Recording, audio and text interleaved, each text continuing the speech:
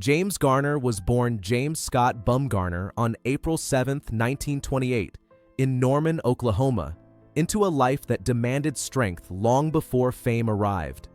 He was the youngest of 3 boys, and his early childhood was deeply shaped by tragedy when his mother died while he was just 5 years old. That loss left a lasting emotional imprint, one he carried quietly throughout his life. His father later remarried, but the household was far from peaceful, and Garner later spoke openly about the emotional hardship he endured growing up. Combined with the economic pressures of the Great Depression, these experiences forced him to mature quickly. He left high school early and drifted through various jobs, from pumping gas to modeling, never imagining a future in entertainment. Those early struggles instilled in him a humility and toughness that would later define both the characters he played and the man he became. War, wounds, and an accidental path to acting. Before Hollywood ever took notice, James Garner lived a life marked by service and sacrifice. He joined the Merchant Marines and later served in the U.S. Army during the Korean War, where he was wounded twice and awarded 2 Purple Hearts.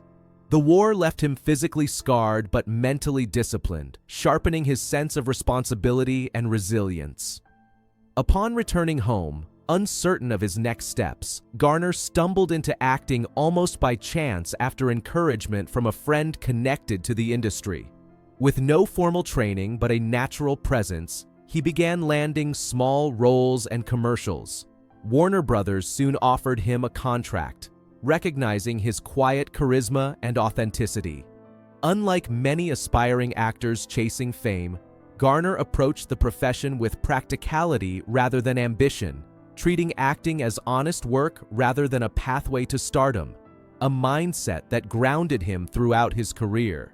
Maverick and the redefinition of the TV hero. Garner's career changed forever in 1957 when he was cast as Brett Maverick in the television series Maverick. At a time when Western heroes were stoic and severe, Garner introduced something entirely different.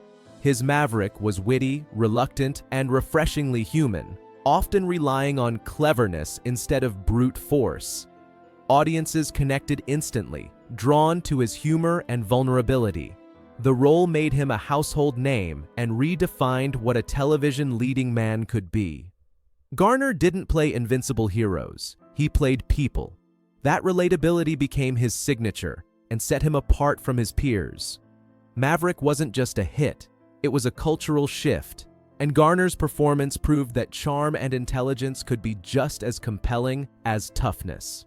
It laid the foundation for a career built on authenticity rather than bravado.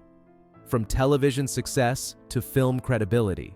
Unlike many television stars of his era, James Garner successfully transitioned into film without losing credibility. Throughout the 1960s and 1970s, he demonstrated remarkable range, moving effortlessly between drama, comedy, and satire. In The Great Escape, he held his own alongside Steve McQueen, while the Americanization of Emily revealed his gift for blending humor with thoughtful commentary.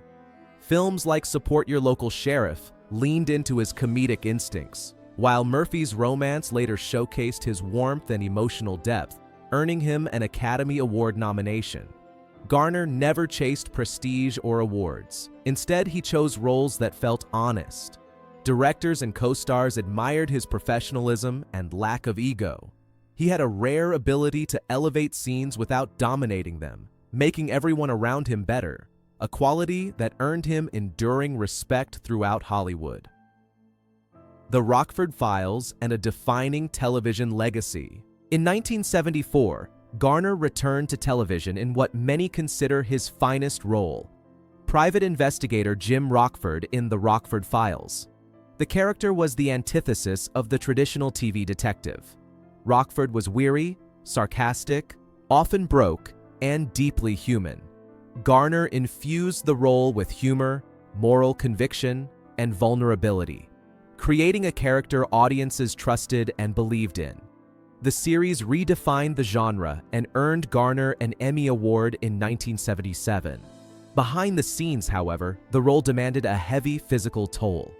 Garner performed many of his own stunts, enduring injuries that would affect him for decades. Despite the strain, he remained committed to quality storytelling. The Rockford Files became one of television's most influential series, and Jim Rockford remains one of the most beloved characters in American TV history.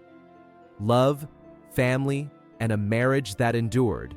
Amid Hollywood's instability, James Garner found lasting love with Lois Clark, whom he married in 1956 after a brief but decisive courtship. Their marriage, which lasted nearly 60 years, was a rarity in the entertainment world. Garner often described Lois as his anchor, the person who kept him grounded through fame and hardship. He embraced her daughter Kim as his own, and later welcomed a biological daughter, Greta She Garner, with deep devotion. Family was not a public image for Garner, it was a private commitment. Though their marriage faced challenges, including a temporary separation, mutual respect and loyalty carried them through. Garner remained a deeply involved father, valuing presence over celebrity. Those closest to him often noted that his greatest pride wasn't his career, but the life he built quietly at home.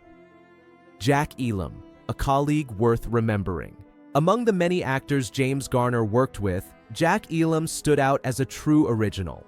Known for his unforgettable screen presence, Elam often played eccentric or unpredictable characters, leaving lasting impressions in even brief roles. Garner and Elam worked together on memorable westerns, including Support Your Local Sheriff and Support Your Local Gunfighter, sharing an easy professional chemistry. For years, Garner rarely spoke publicly about Elam, leading to curiosity that never truly reflected reality. When he finally addressed their relationship later in life, Garner did so with warmth and respect. He described Elam as intelligent, generous, and deeply committed to the craft. Garner emphasized that their bond was built on mutual professionalism rather than publicity, a quiet understanding between two men who respected the work and the people doing it. Health struggles and unyielding determination. Garner's commitment to authenticity came at a physical cost. Years of performing stunts led to severe knee problems, requiring multiple surgeries and eventual knee replacements. He also faced significant heart issues, undergoing quintuple bypass surgery in 1988. Despite medical warnings, Garner struggled for years to quit smoking, a habit formed in childhood. His health challenges continued with a major stroke in 2008, marking a gradual retreat from public life. Through it all, Garner displayed remarkable resilience and honesty, never portraying himself as invincible. He approached aging and illness with the same humility he brought to his career. Rather than bitterness, he expressed gratitude for the life he had lived, choosing dignity over complaint and privacy over attention in his final years. A legacy defined by integrity and humanity. James Garner passed away on July 19, 2014, at the age of 86, leaving behind a legacy rooted in decency, professionalism, and quiet strength. He was never the loudest presence in the room, but he was often the most genuine. His performances endure because they feel real, grounded in human experience rather than spectacle. Garner didn't seek myths or mystery. He valued honesty, loyalty, and fairness, both on and off screen. His reflections on Jack Elam revealed not hidden drama, but appreciation for craftsmanship and character. In the end, the silence he carried was never emptiness. It was respect. James Garner is remembered not only as a great actor, but as a good man who navigated fame without losing himself, leaving behind work that continues to resonate with warmth and truth.